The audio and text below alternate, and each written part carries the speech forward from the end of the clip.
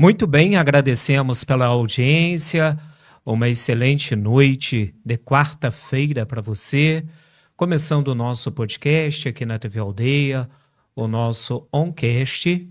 Nós estamos ao vivo nas principais plataformas digitais e você pode compartilhar este vídeo para que o maior número de pessoas possíveis venham assistir essa entrevista, o nosso podcast, o Oncast, aqui na TV Aldeia. Nós estamos no Facebook, YouTube, no site tvaldeia.com, no app da TV Aldeia, que você pode baixar em seu celular, também na sua TV Smart, e no Instagram, TV Aldeia Oficial no Instagram. Tudo ok, produção, imagem, áudio? Hoje o meu convidado é o queridíssimo professor Marcelo da Cunha Hungria. Professor, quando eu comecei a divulgar nas redes sociais que o amigo iria participar do podcast aqui na TV, dezenas de pessoas o elogiaram, né? Mostrou que o amigo é muito querido, não somente no município de Aperibé, mas em toda a região, né, com uma aceitação, com uma popularidade. Isso é algo assim que nos traz uma alegria muito grande, como o amigo é querido por todos. E um papo bem descontraído, né? Nós vamos falar do livro, Trilhando a História de Aperibé, do Museu e Casa de Cultura de Aperibé. Mas, professor, boa noite. Boa noite. Uma honra muito grande, Giovanni, estar aqui no seu estúdio. Confesso, estou encantado com tudo isso, parabéns. Fico muito feliz que a Aperibé possa estar trilhando, né, essa história tão bonita que começou há tanto tempo e a gente tem aqui um espaço tão privilegiado como esse para divulgar as ações do nosso município, quer seja na cultura, na educação, na saúde, na administração do nosso município. Fico muito feliz porque aos 56 anos, já indo para lá por 57, todos eles praticamente vividos aqui nessa terra. Então conheci isso aqui quando ainda era um rincão. Então você imagina, a gente voltar aí 50, 51 anos atrás aí, o tanto de progresso que a gente vem vivendo, né, e trilhando aí na nossa história, e parabéns aqui pelo seu espaço, fico encantado com tudo isso.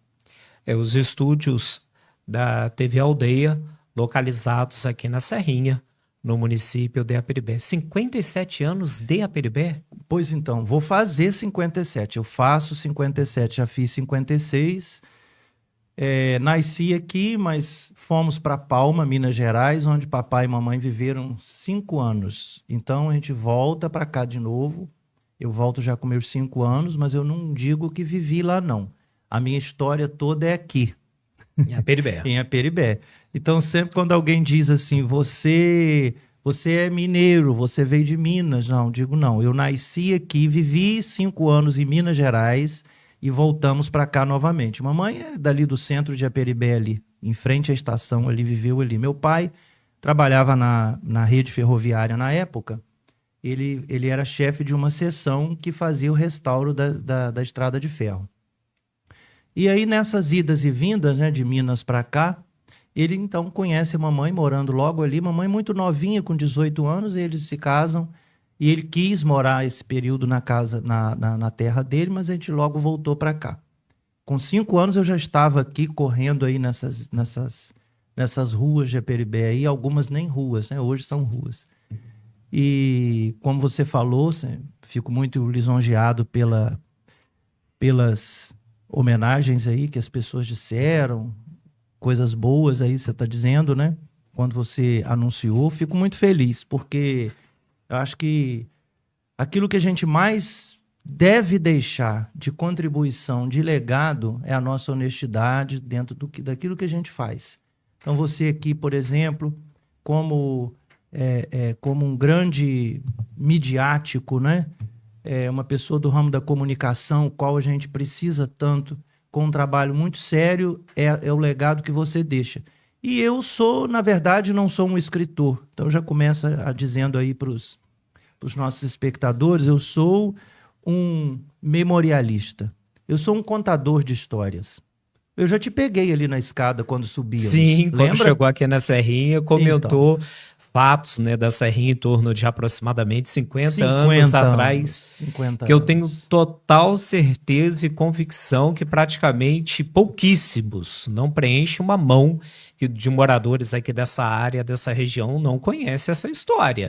Eu, por exemplo, moro aqui na Serrinha em torno de 25 anos, eu nunca ouvi falar dessa história. Nossa terra tem muitas histórias, muitas, muitas. Algumas contadas aí nesse livro, muitas ainda para serem contadas. Sim.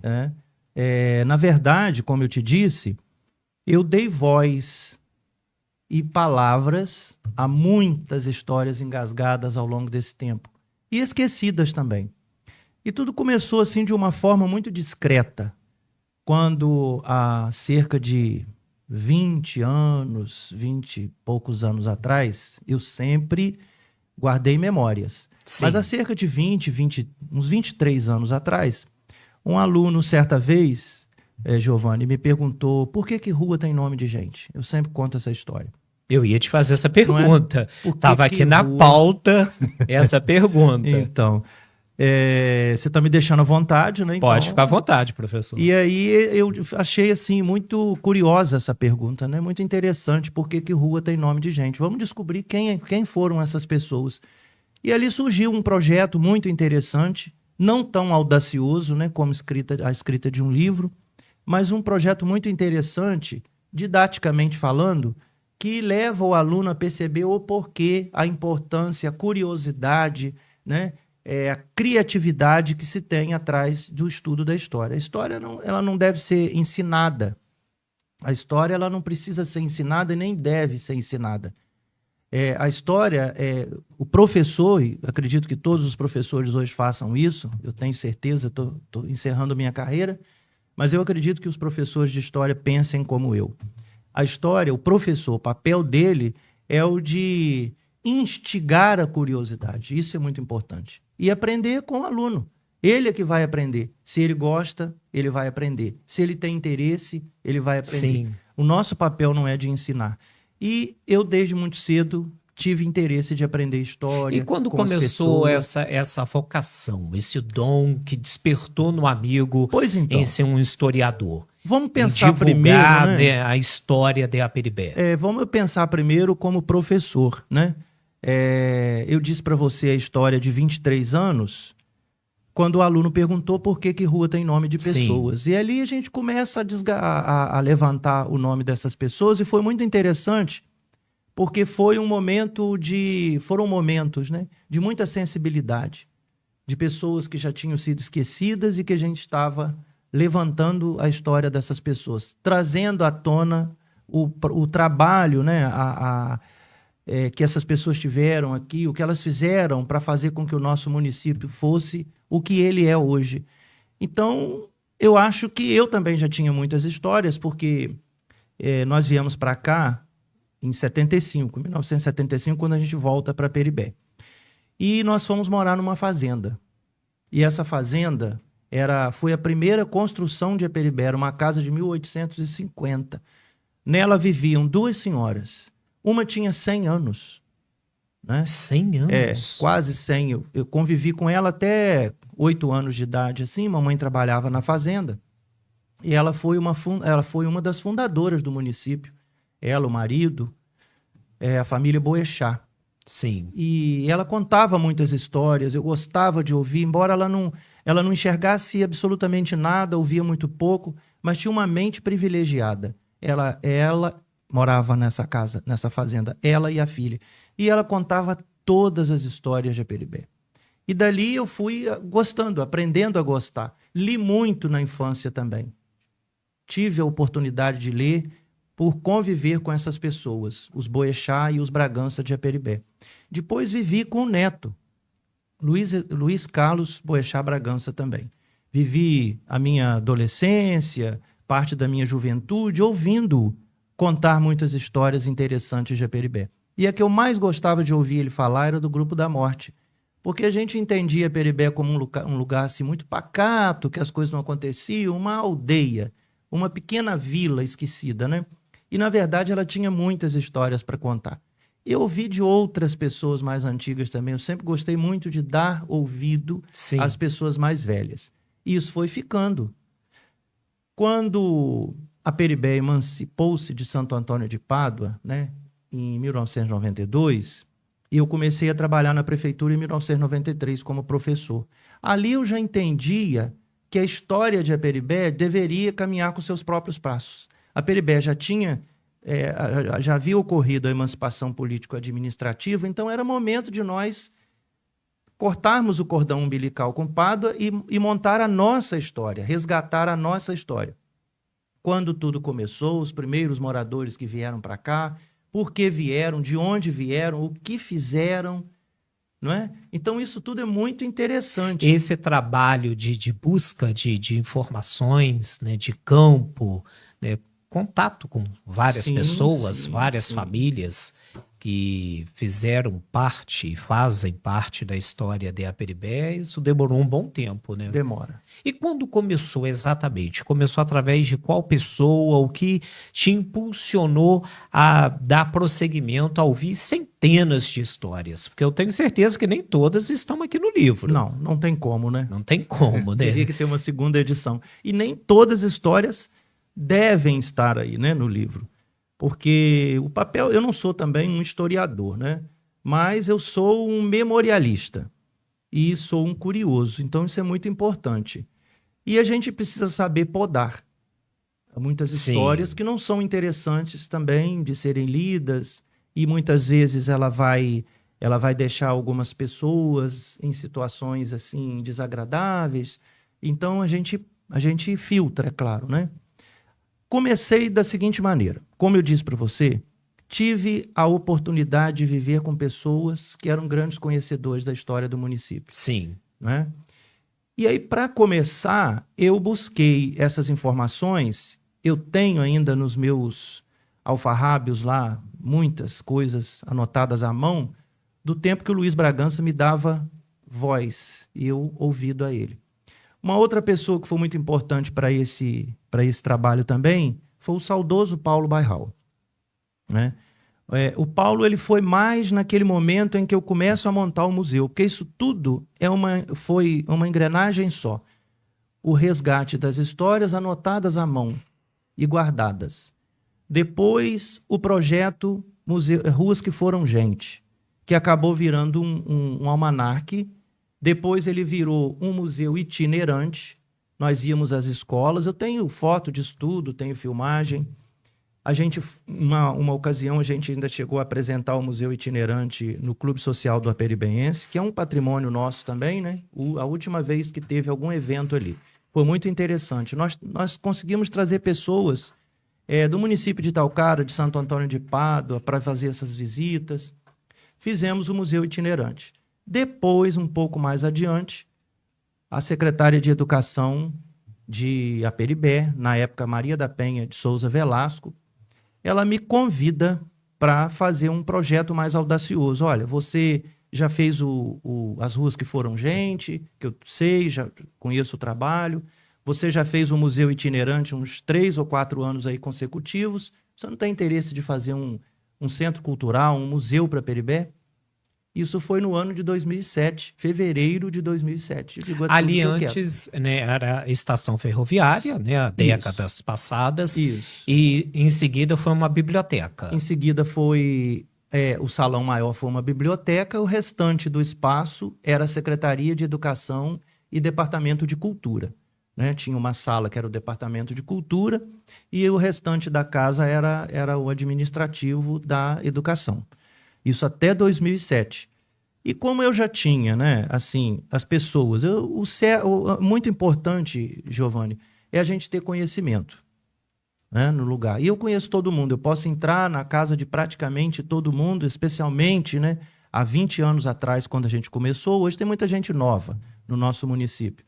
Mas as pessoas de raiz, eu posso entrar na porta da sala e sair pela porta da cozinha. Isso é muito importante no interior. E aí a gente começa, ali na Casa da Cultura, de fevereiro até setembro, quando ela foi inaugurada, a verdade, o que eu precisei foi formatar o museu. Porque eu já tinha muita coisa. Sim. Eu tinha muitas pessoas que já haviam se feito a proposta de fazer doações de documentos, de fotografias, de objetos importantes da história do município. Inclusive, a gente tem ali documento do tempo da escravidão, originais ali. Eu tenho Do tempo escritura. da escravidão? Sim, eu tenho uma escritura de compra de escravo. Essa escritura ela foi para o Rio de Janeiro com a família e depois a gente consegue resgatar porque mostramos que o Centro Cultural é uma coisa muito séria. E aí, voltando à história do livro, começamos então com Ruas que Foram Gente e isso foi envolvendo alunos, porque isso é muito importante. Foi um trabalho escolar. Ruas que Foram Gente, depois a gente fez o Museu Itinerante, depois de algum tempo o Museu Permanente, que é o centro, a antiga estação, e depois veio um almanaque. Então, antes desse livro, Giovanni, a gente tem um almanaque. Algumas pessoas ainda têm, a Biblioteca de Aperibé acredito que ainda tenha. Esse almanaque ele foi criado para contar a importância de fundar um museu e casa de cultura, como foi feito. Que, inclusive, né, eu não me lembro na gestão, se não me falha a memória do prefeito Dr. Flávio, o almanaque serviu para fazer a prova na parte de história do município, geografia do município. As questões foram tiradas desse almanaque, que era a única coisa que nós tínhamos. Imagina você, o município já havia passado por concursos públicos sem contar a sua própria história. Eu digo, não, eu vou continuar pesquisando, vou continuar levantando a história do município e a gente, quem sabe, consegue fazer um livro. Essa história, a história esse livro, né, na verdade, Trilhando a História de Aperibé, ele é parte pesquisada em documentos oficiais, mas a maior parte dele é a fonte oral. O contato direto com a pessoa. Esse contato demorou aproximadamente quanto tempo? Isso, Olha, questão de anos, né? Muito tempo. São várias pessoas, várias famílias, centenas de depoimentos. Sim. Se nós tivéssemos que escrever todos os depoimentos, eu acredito que 600 páginas seria um pouco.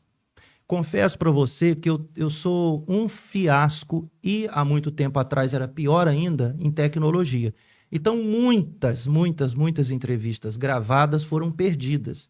E entrevistas muito importantes, né, de uma pessoa de 105 anos. Ele morreu com 106, o Tiãozinho. Com 105 anos, contando como era a vida de Aperibé, há 100 anos atrás. E olha que já tem tempo, era muita coisa para contar. Sim. Eu perdi muito disso. Porém, eu diria que 10 anos. 10 anos de colhendo informações. Porque Aperibé tem uma dificuldade de documentos oficiais. Eu não consegui nada, por exemplo, na Igreja Católica.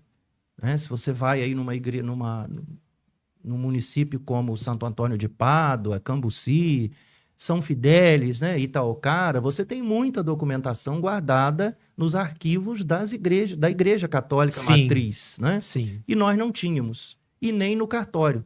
Também em cartório de Aperibé eu consegui pouca coisa. Isso por quê? Porque a Igreja de Aperibé, e eu conto aí nesse livro também, a gente tem um certo desentendimento, vamos dizer assim, entre a igreja que nasce no Concílio Vaticano II e a igreja tradicionalista. Uma coisa que seria fácil de resolver mais cedo do que foi, demorou um pouquinho para resolver. E a documentação da igreja, eu acredito que tenha ido para Santo Antônio de Pádua, e nós não conseguimos acesso a esses documentos. Então fica assim, muito difícil, foi muito difícil essa parte, porque o ideal é você ouvir e confrontar com documentos oficiais também. E eu não tive muitos documentos oficiais que pudesse comprovar. Então, por exemplo, Aperibé, nós tínhamos escravos em Aperibé? Tínhamos. O que comprova que a escravidão existiu em Aperibé? Essa carta de 1870. Tem uma escritura. Uma escritura lavrada em cartório, com testemunhas, 6 páginas, né? Era como se você estivesse comprando um terreno. Sim. E era um aperibense. O cara se chamava, né? A pessoa, o proprietário, François Felipe Boechat.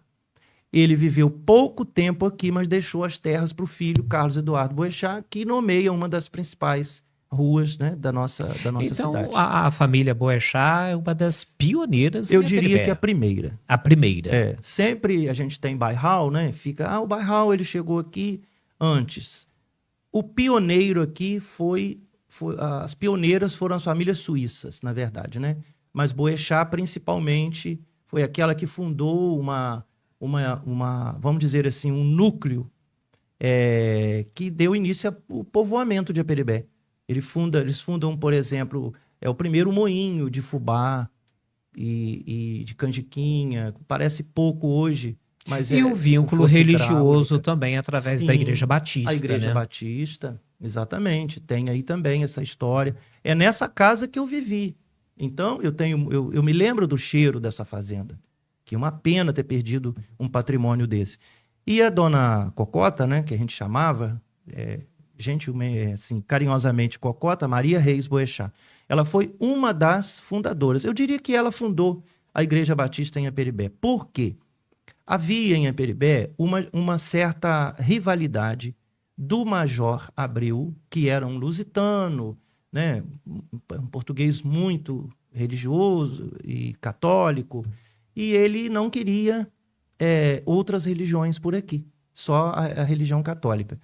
E aí vem um grupo de evangélicos e se colocam a trabalho na fazenda da Maria Reis Boechat. E ele começa a implicar com essa família, com esse pessoal. Então ela entra vamos dizer assim, toma as dores deles e diz o seguinte: então a partir de agora, vocês vão poder fazer os cultos de vocês aqui em casa, pode trazer pessoas de outras localidades, os cultos acontecerão aqui em minha casa, porque aqui na fazenda, na minha casa, quem manda sou eu e não é o major. E aí nasce a Igreja Batista. Foi no final do século XIX, 1898. Em 1902, oficialmente, é fundada a primeira Igreja Batista de Aperibé na casa dela. Somente em 1918 é que eles vão inaugurar o templo ali, naquele platô onde ele é hoje. É muitas histórias. Que, inclusive, consta Nesse no livro essa história da Igreja Batista. Eu já dei uma olhada, comecei, né, a estudar, a ler um pouco o livro, vi também que fala da Igreja Protestante Assembleia de Deus. Sim, sim. Fala também da comunidade católica. Kardecismo, né? Exatamente, do kardecismo, né, das principais religiões. As né, mais antigas. As mais antigas que fazem parte da história de Aperibé. E eu observei também, né, ainda não li o livro todo, né, eu estou lendo, que você fala a respeito de várias famílias, né, a história da família Boechat, Sim. da família Bairral, da família Pontes, Isso. da família Moreira. Exatamente. Como que você conseguiu ouvir um pouco dessas histórias, né, e relatar aqui no livro? Muito boa a sua pergunta. A verdade é que isso aí é bom demais. Falar de pessoas, do que elas fizeram. Geralmente, né, quando eu ia fazer essas entrevistas, as pessoas recebiam aos alunos, que os alunos eram ali o foco, né, o alvo, com aquele café, aquele lanche. E aí ali o povo do interior tem muito isso, né? Aí você fica a tarde inteira. É o café da tarde, dependendo um pouco se estica era para ser janta. 20 minutos, muitas vezes era 1h30 de conversa, e eles ainda voltavam e diziam: peraí que eu esqueci de dizer sobre isso, espera aí que eu esqueci de dizer sobre isso. E aí, é claro, né, a gente faz uma filtragem de tudo isso. Foi demorado, foi cansativo, mas foi muito prazeroso. E eu acredito que o grupo de alunos que acompanhou esse processo, eu tenho certeza, 100% é claro que não, mas a maioria entendeu o recado, passou a gostar de ler e passou a gostar de história. Hoje eu tenho muitos alunos, ex-alunos aí, né, que são professores e sempre dizem: olha, eu fiz advocacia porque eu gostei de ler, aprendi a gostar de ler, porque você falava tanto de leitura. Outros são professores de história, de geografia também, em função disso aí, desse trabalho que foi feito nessa época. Como eu te disse, há muito tempo. Eu diria que esse livro já talvez estivesse pronto para sair há 8 anos atrás, né? Faltava oportunidade. Então, neste governo, que eu agradeço muito... Você chegou até, cortando, né, a linha de raciocínio, o professor chegou até no dia do lançamento, né, divulgou isso lá no Museu e Casa de Cultura e também na Praça Francisco Blanc, que um projeto que estava engavetado. Engavetado. Porque o Engavetado, objetivo é que as pessoas, Giovanni, conheçam a história do seu lugar. Eu não sim. tenho interesse de ganhar dinheiro, não é? O meu papel foi, e fiz com muito bom gosto, faria tudo de novo, é resgatar essas histórias. A maioria que me deu informações muito importantes já não está mais entre nós. Já se foram. Essas pessoas já se foram. A maioria já se foi. E eu colhi as informações dessas pessoas e coloquei, como eu te disse, nos meus rabiscos, que foram ficando guardados até a hora de que alguém pudesse, né, oferecer uma ajuda ou mesmo financiar esse livro para que ele pudesse ser doado à comunidade. Quando nós começamos com o museu, quando eu comecei lá com o museu, eu sempre disse, o nosso museu não vai ser para cobrar ingresso, não vai ser para cobrar entrada. Ele é livre, porque eu quero um museu construído pelas pessoas. É doação das pessoas da comunidade, então as pessoas vão se sentir donas dele e vão ajudar a cuidar. Assim como o livro, ele está sendo doado para as pessoas, principalmente, né, para as famílias, porque a gente não tem para doar para todo mundo, mas especialmente para as famílias, para que eles possam conhecer as suas histórias. Eu tenho ouvido pessoas, e não são tão novas assim, dizer para mim que não sabia que o nome do bisavô era fulano de tal e que é contada a história dele aí nesse livro. Você imagina como que isso é importante.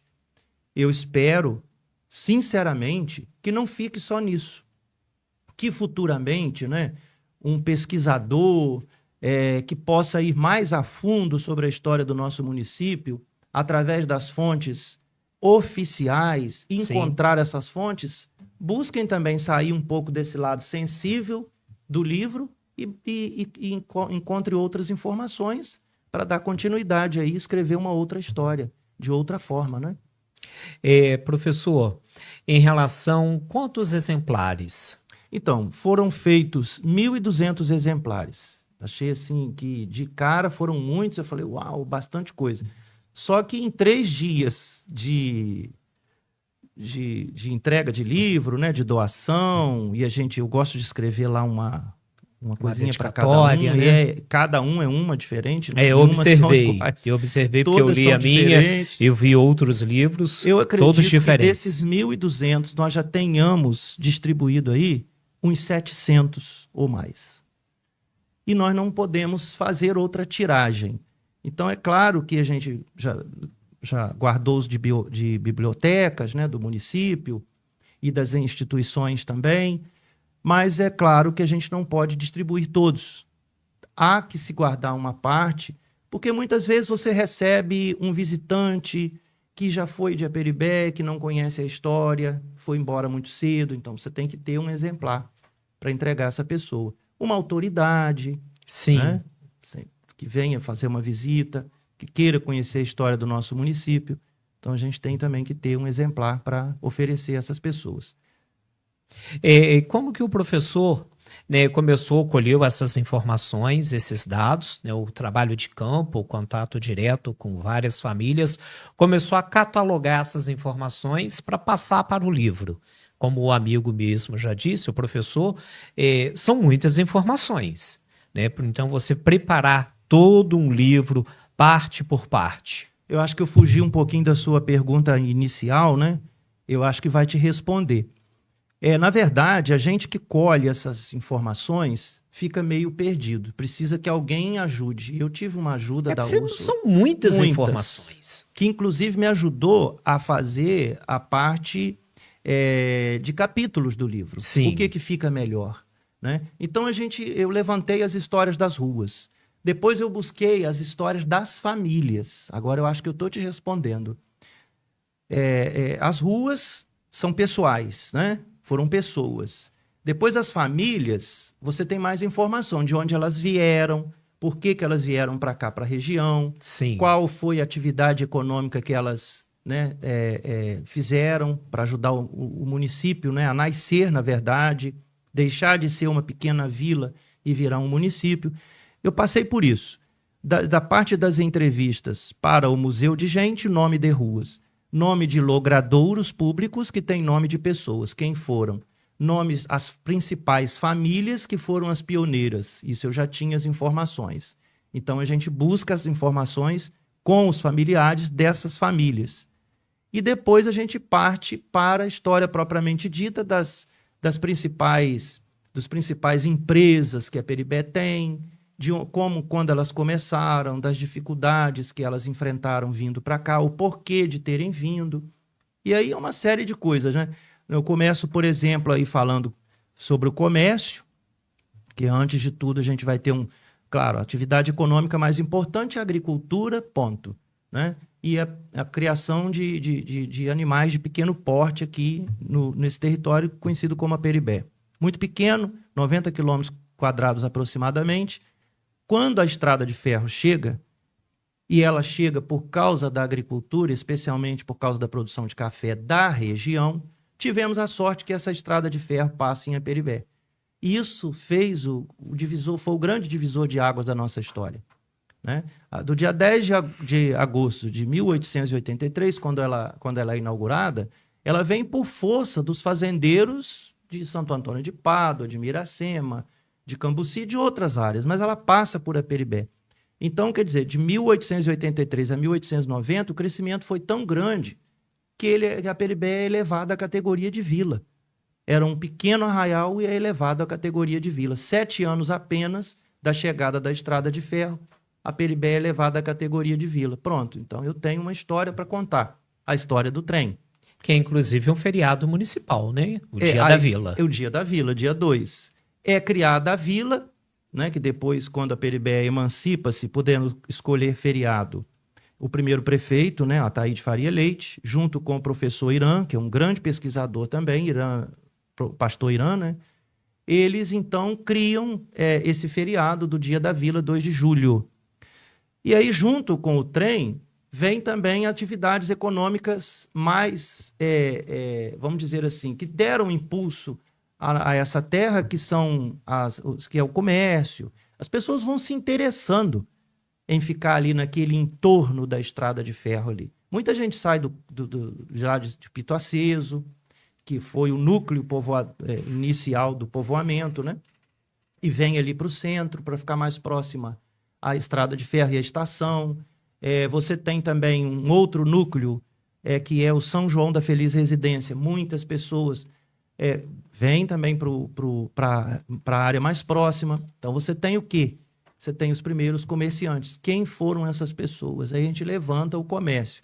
Qual foi a primeira farmácia? Qual foi o primeiro sapateiro? Qual foi a primeira loja de armarinhos e ferramentas? Qual foi o primeiro mercadinho? E a gente tem a primeira fundição. A primeira fundição. Fala no livro. Você já está sabendo aí. Não, já chegou, deu uma folheada. Exatamente. O bom é que esse livro não é um conto, não é uma novela, que você tem que começar ir lendo ele todo para não se perder nos personagens e nos acontecimentos.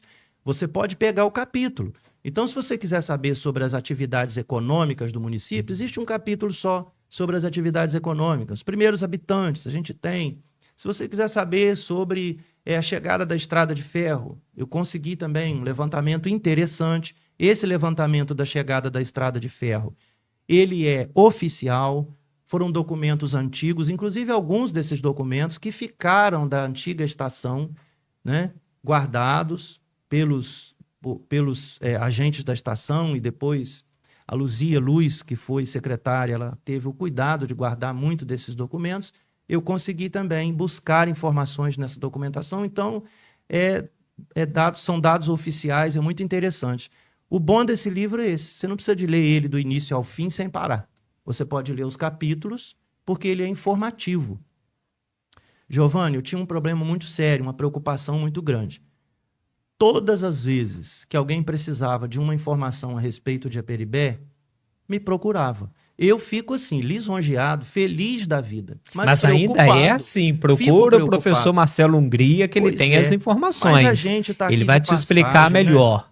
Fica de passagem. Então, tudo, assim, um pouco do que eu sei, pelo menos como eu disse, para dar um pontapé inicial, eu tinha que colocar nesse livro. Eu tinha muito medo que acontecesse alguma coisa comigo e esse livro não fosse editado. Hoje eu estou feliz, porque a minha preocupação é que eu me encontro nos meus, né, alfarrábios lá, nas minhas bagunças, nos meus... Mas e aí? A Peribé vem se destacando na região em relação à sua cultura e à divulgação da sua história. Eu me lembro, professor, que quando eu comecei com o projeto da TV Aldeia, Sim. Eu cheguei até a entrar em contato com o próprio professor, sim, querendo algumas informações, alguns vídeos, algumas fotos, né? Porque as pessoas querem saber a história, querem conhecer a história da sua cidade, da sua terra, do município. E aqui em Aperibé há um acervo histórico muito grande. Sim. Tanto que o professor acabou de falar de escrituras, de escravos, de jornais de época. Ele falou também a respeito da chegada da linha de ferro no município, né, que tem, né, em papel, documentos. Agora, tem alguns municípios, por exemplo, né, Itaucara, eu não consegui nada. Não tem, olha que, né, não estou estou fazendo nenhuma crítica, mas é o que o professor disse, é um comentário, um município antiguíssimo, né, mais de 100 anos, e não há. Eu me lembro que havia, né, o seu Davi com a sua família, né, há anos atrás tinha uma TV a cabo e ele tinha o hábito de filmar muitas situações, muitos fatos que ocorreram em Itaucara, mas quando eu fui até a família para ter acesso a essas imagens, a essas fotos, né, os mais novos, infelizmente, Giovanni, não deram continuidade. Voltando, né, à história do nosso município, realmente, quando eu comecei, foi um deserto. Eu não sabia muito bem a que direção tomar. Como eu te falei, muita coisa havia se perdido. A Peribé é uma terra marcada por enchentes, né, cheias, as pessoas perdem muita coisa, mas ainda tinha muita coisa para ser resgatada. E é interessante que eu consegui resgatar um bom acervo em 2007. E 2008, o que aconteceu? Está registrado aí no livro também. A pior enchente da nossa região e que ninguém esperava. O que eu não consegui resgatar, que algumas pessoas disseram assim, olha, espera um pouco, depois eu te passo isso, a gente ainda está meio preso a esse bem, porque é de família, perdeu-se. Mas lá no nosso museu nós não perdemos nenhuma foto. Porque quando a água começa a subir, a equipe, né, minha equipe e eu, porque a gente não faz nada sozinho, nós levantamos aquilo, a gente dormiu ali dentro, né? Nós tiramos muita coisa dali. A primeira parte a sair dali foi a parte de documentação, de fotografias, o material mais perecível. E depois até mobiliário mesmo, a gente foi tirando dali. Se essas pessoas tivessem doado, especialmente documentos e fotos, não tinha perdido. Depois da enchente, Giovanni, infelizmente, eu encontrei no lixo parte da história do nosso município jogada fora, fotos que molharam, que sujaram, né, de lama, etc. E que algumas delas eu posso provar. Eu peguei no lixo, em vários lixos, levamos para o museu e aos poucos fomos secando aquelas fotos, porque infelizmente as fotografias coloridas, elas molharam, elas colam. Você perde muito dela, perde. As preta e branco, elas são mais resistentes. Conseguimos salvar muita coisa e de acontecimentos importantes da história do nosso município. Inclusive uma fotografia que a gente não sabe de onde vem, de um comício em 1927, ocorrido na Vila Ema, em que um dos primeiros farmacêuticos de Aperibé era o candidato a vereador por Aperibé em Santo Antônio de Pádua. Chamava-se Alceu Boechat. Olha o Boechat aí. Ele foi um farmacêutico, um dos primeiros, né? Que o primeiro a gente tem aí também, Foto dele, inclusive, foi assim, uma raridade, a foto dele, 1890. Você tem aí uma foto de 1886, parece, alguma coisa assim, a foto. E ele fundou a primeira farmácia em 1890. É também atraído pelo trem. Porque a chegada do trem fez com que as pessoas despertassem o interesse nesse lugar que, automaticamente, a tendência é que ele crescesse, né? E ao longo dos anos, né, a E Peribé foi vem realmente crescendo bastante. Ô, professor, como começou essa questão de doações? Né? Hoje o museu e Casa de Cultura ali tem doações de várias famílias. Mas Isso, como deu início a esse processo? ótimo.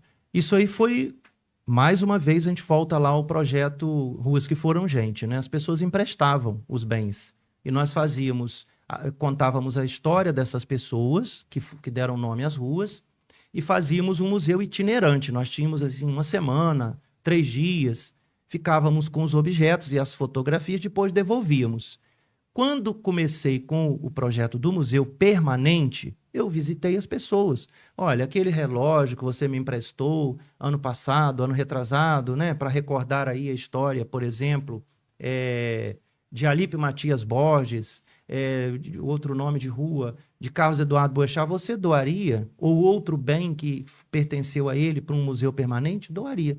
Então, nós começamos a fazer um documento, nós temos isso tudo documentado, geralmente em 2 vias esse documento, a pessoa assinava e eu assinava e carimbava também. A pessoa fica com uma via e o museu fica com outra via do objeto doado, que era uma forma de você mostrar para a pessoa que ela poderia cobrar aquilo ali mais tarde, que ele não passaria do museu para outras mãos. Como Itaocara, há muitos anos, já teve museu, e o museu foi fechado por um determinado prefeito, e os bens foram todos divididos.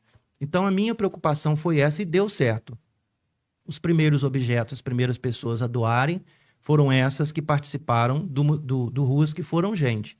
E depois, Giovanni, através dos meios de comunicação, à época, especialmente a rádio, que a gente dava uma entrevista e pedia que as pessoas fizessem doação, visitando família também, né? Sim. Olha, eu estou sabendo lá, né, que você tem lá uma máquina de costura muito antiga, que foi de Dona Fulana.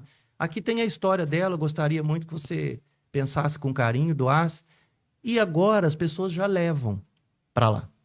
No finalzinho do ano, as coisas têm o momento certo para acontecer. Quando eu comecei com o museu, tinha uma senhora que morava ali em frente, chamava Ivone Magacho Brandão. Dona Ivone é de uma família antiga, daqui, os Brandão de antigo. Ela é de Santo Antônio de Pádua. E ela veio a falecer. E aí eu pedi aos 2 filhos dela, né, Sandra e Cláudio, que doasse alguma coisa para o museu. Eu não sei se, de repente, né, eles estavam ainda muito apegados aos bens da mãe que havia falecido. Eles levaram tudo para o Rio, eles moravam lá, e ficaram alguns móveis para trás. A empregada ficou vendendo os móveis. Eu fui lá, comprei uma cristaleira e doei para o museu. Não foi tão cara, não me custou tanto assim, e coloquei lá com o nome de Dona Ivone, cristaleira que pertenceu a Dona Ivone. Veja você. Isso foi em 2008. Foi 2008, depois da enchente. Que aí a enchente entrou, ela teve que tirar os móveis, eu busquei essa cristaleira, inclusive, em outro endereço. Quando dezembro desse ano passado, o rapaz, o filho, entrou em contato comigo dizendo que ele ia embora para Portugal e que ele queria doar parte dos bens que foram da mãe, as louças do casamento, aquela coisa, para o museu. Falei, olha aí, a cristaleira já está aqui aguardando, né?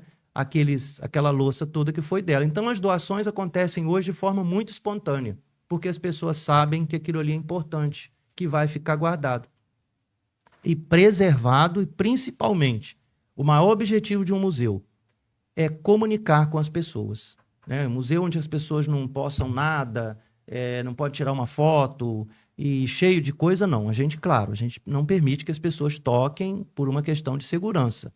Mas as pessoas podem entrar, podem filmar, podem fotografar, podem perguntar. Nós temos visita guiada, se a pessoa quiser, com aluno. Então, as doações, elas são para isso, para comunicar com as pessoas. Não é um simples depósito de objetos antigos e relíquias que as pessoas que não está ali para esse tipo de coisa, é para que as pessoas comuniquem realmente. Convencer as pessoas, isso é muito importante, Giovanni. Muito bom. Convencer que é melhor que aquele bem e aquele documento e aquela foto seja doada para uma instituição do que muitas vezes ficar na família e as futuras gerações não darem valor àquilo ali e perder. Quero agradecer a você pela sua audiência. Compartilhe este vídeo em grupos de WhatsApp para amigos, familiares, colegas de trabalho, para que o maior número de pessoas possíveis venham a assistir. Essa entrevista, esse podcast, este bate-papo estará na íntegra no Facebook, também no YouTube, nas plataformas digitais da TV Aldeia, inclusive no Instagram TV Aldeia Oficial. Professor Marcelo da Cunha Hungria, meu convidado de hoje do OnCast, nós já estamos chegando ao nosso fim, um bate-papo, né, de muitas informações. Que bom. Eu creio que teremos outras oportunidades. Mas antes da gente encerrar o nosso podcast, gostaria que o professor falasse da ACAPLAC. Academia de Letras e Artes de Aperibé. Exatamente. Interessante que a Academia de Aperibé, a ACAPLAC, ela começa praticamente quando a Casa da Cultura tem início. Sobre a academia, claro, né? A pessoa assim que tem assim mais conteúdo para te falar seria o professor Irã, o pastor Irã, né? Ele está vivendo em Niterói agora. E o sonho dele, entre tantos outros, era fundar em Aperibé uma academia de letras e artes que pudesse somar forças com o poder público que administra, mas principalmente contribuir para divulgar a cultura do nosso município. Porque hoje nós temos vamos dizer assim, né, o nosso centro de referência da cultura é o Museu Casa da Cultura de Aperibé. Você até falou agora há pouco aí sobre o crescimento da cultura. Na verdade, havia eventos que aconteciam no município e eles ficavam isolados. Não era uma cultura que tinha conexão, porque precisa ter essa conexão. E o papel do Museu Casa da Cultura foi exatamente esse, dar conexão à cultura de Aperibé, desde a folia de reis até o contador de história e o fazedor de poesias. E a ACAPLAC, né, ela vem para somar forças. Eu digo para você que a Academia de Letras, juntamente com o Museu Casa da Cultura de Aperibé, nós fizemos um trabalho muito conecto, né? O pessoal da academia eu chamo-os todos, né, de padrinhos e madrinhas da cultura de Aperibé, porque quando nós precisamos a gente recorre a eles. E foi muito importante porque a academia ela não faz um trabalho à parte, ela faz um trabalho em conjunto com a cultura de Aperibé, com a gestão cultural do município de Aperibé, que até na época principalmente, né, era um departamento de cultura, e com as escolas, que foi muito importante e é muito importante. É papel da academia promover a cultura, ajudar a cultura do município a crescer, especialmente envolver a juventude, né, e as crianças e a juventude na cultura do próprio município. Isso tem sido muito importante, porque você consegue fazer conexão. Né? Então, a academia hoje ela é uma instituição respeitada, valorizada, enquanto muitas outras academias de letras dos municípios vizinhos, infelizmente, né, elas começam e elas acabam, e a nossa academia, finalmente, ela está trazendo seus bons frutos aí. Eu quero agradecer ao professor, também o escritor, né, desse belíssimo livro, Trilhando a História de Aperibé, o professor Marcelo da Cunha Hungria, que gentilmente aceitou o meu convite. Mas é uma honra. Em estar aqui participando do nosso bate-papo, do nosso podcast. Creio que primeiro de muitos, É porque tem muitos conteúdos. Só me chamar. Tem Fico muito feliz. Eu gosto de ouvir histórias. Eu gosto de ouvir muito histórias. E eu hoje até estava conversando com uma pessoa, até disse a ela, eu gosto bastante de ouvir histórias, eu gosto de músicas antigas, eu gosto de CD vinil, eu acho assim algo incrível, carros antigos. Então é muito bom, né, a gente conhecer um pouco mais do lugar onde nós vivemos, moramos, temos a família, amigos. Só assim valorizamos, né? Exatamente. Professor, suas considerações finais. Quero agradecer a todos aqueles que estão nos seguindo, aqueles que vão ainda, né, ouvir aí esse bate-papo. Agradecer principalmente a você pelo convite. Isso aqui é lindo demais, é maravilhoso. Quando precisar, é só me chamar, estaremos aqui. E claro, que eu acredito que hoje eu fiz um pupurri de tudo isso, talvez até te misturei a quem está nos ouvindo também. Foi ótimo, ótimo. Mas quando você quiser qualquer assunto assim, claro, não sei tudo, mas qualquer assunto assim da história do nosso município em particular, aí me chama que eu prometo que eu vou ser mais organizado aqui com as minhas ideias. Foi só mais ótimo. Uma consideração, você gostou da capa desse livro? Linda capa. Então, a capa desse livro é o mapa, né, do município de Aperibé.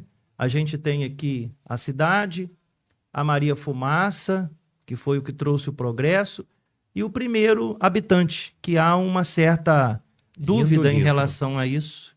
O primeiro habitante é o Índio Puri. Acredito que ele passava por ali. A aldeia mesmo era Santo Antônio de Pádua, aqui em Italcara e ali em Frecheiras, a Serra das Flecheiras, que ficou com o nome de Frecheiras, né? Mas é interessante porque o indígena passou por ali. Então é o primeiro habitante. Aí nessa foto, que é do Pádua Bastos, eu fui contando o que eu queria, ele entendeu o que eu queria e fez esse desenho. E a gente gostou, ficou legal. Teremos outras oportunidades, temos muitas histórias, né? Queremos conhecer e entender um pouco mais do município de Aperibé, e o nosso amigo, professor Marcelo da Cunha Hungria, um grande historiador, ou como ele mesmo disse, né, um contador de histórias. Exatamente. Estará conosco em outras oportunidades aqui na TV Aldeia. Eu agradeço a você pela sua audiência, uma excelente noite de quarta-feira para você, fique com Deus e até semana que vem.